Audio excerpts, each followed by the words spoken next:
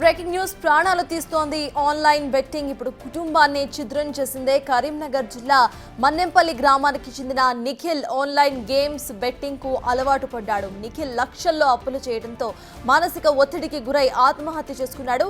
నిఖిల్ చావును తట్టుకోలేక తండ్రి తిరుమలరావు తీవ్రంగా వేదనకు గురయ్యాడు.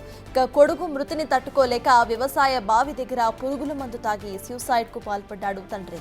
గమనించిన స్థానికులు హాస్పిటల్ కి తరలించగా చికిత్స మొదలుతో మృతి చెందారు.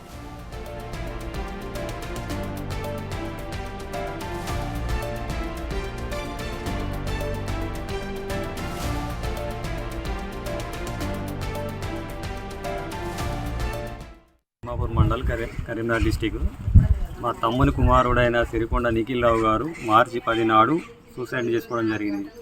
సూసైడ్ చేసుకోవడం అంతకుముందు ఆయన ఆన్లైన్ గేమ్ ఆడి కొన్ని డబ్బులు పోగొట్టుకోవడం జరిగింది. కానీ మాకు పూర్తి ఎంత పోగొట్టుకున్నదో తెలియదు సార్. తెలియక మార్చి 10 నాడు జరిగిపోవడం జరిగింది.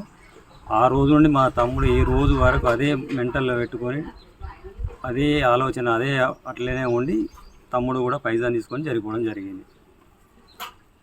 ఇక నుండైనా ఎవరికి ఇట్లాంటి కాకుండా రాష్ట్ర ప్రభుత్వం కానీ కేంద్ర ప్రభుత్వం కానీ దీని మీద తగిన చర్యలు తీసుకుంటే మిగతా వారికి కూడా బాగుంటుందని మా ఉద్దేశం. యువతకు మీరు ఏం చెప్పదలుచుకున్నారు? యువత కూడా ఇట్లాంటి దారిలో పోకూడదు.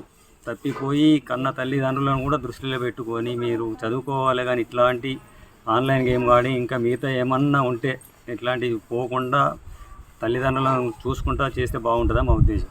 బాబు జరిగిపోయాక తమ్ముడు అదే డిస్ప్రెషన్లో ఉన్నాడు. అసలు బయటకు ఏమైనా నాని అని అదే ఆలోచనతోటి మేము ఎంత చెప్పినా కానీ తమ్ముడు మనసులోకి వెళ్ళిపోలేదు. మా చిన్నోని ఏం పని చేస్తాడు? తమ్ముడు వ్యవసాయం చేసుకుంటూ ఉన్నాడు. తమ్ముడైనా నేనైనా అగ్రికల్చర్ వ్యవసాయం చేసుకుంటూ వాళ్ళైనా పిల్లలు చదివించుకున్నాం. కానీ ఇట్లా చేస్తారా మేము అనుకోలేదు. ఏ తల్లిదండ్రి అయినా చిన్నప్పటి నుంచి నా విద్యావంతుడు కావాలనే ఏ తల్లిదండ్రులు అయినా కోరుకుంటారు. కష్టపడి ఎండల వాన నీడ అనుకుంటా జరిగి పంపించినప్పుడు అక్కడ జరిగే ఎక్కువ అలవాట్లకు బానిసగా తయారు చేసిన వాళ్ళను మీరు చర్య తీసుకోకుండా రాష్ట్ర ప్రభుత్వం కానీ కేంద్ర ప్రభుత్వం కానీ తీసుకోకపోతే మీరు వాళ్ళను ఉత్సాహపరిచినట్టయి